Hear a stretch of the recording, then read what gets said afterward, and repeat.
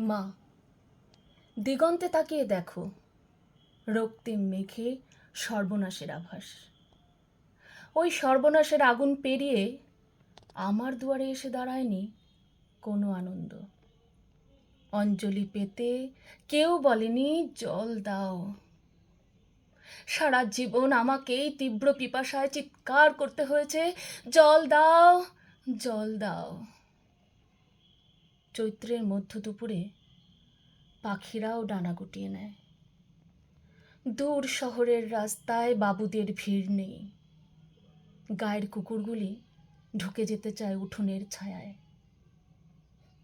আমাকে এখন যেতে হবে দূর নদীর চড়ায়।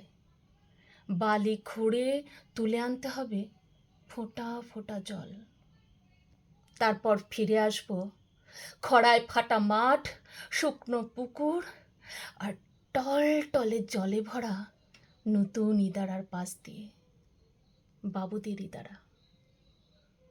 তৃষ্ণায় ডুবে যায় আমাদের গোটা গা।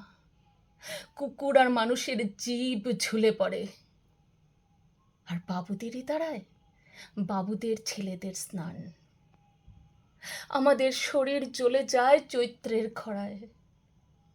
মা, মা, আমি এক চণ্ডালিকা। বাঁকুড়া, পুরুলিয়া, রাড়ের হাহা করা মাঠ ফাটিয়ে বিহারের তপ্ত প্রান্তর চিরে আমি চিৎকার করছি, জল দাও। আর আমার সারা শরীরের রক্ত উঠে আসছে মাথায়। মা, এক ফোঁটা জলের দাম আমাদের গোটা জীবন। চণ্ডালিকা, কবি সব্যসাচী দেব।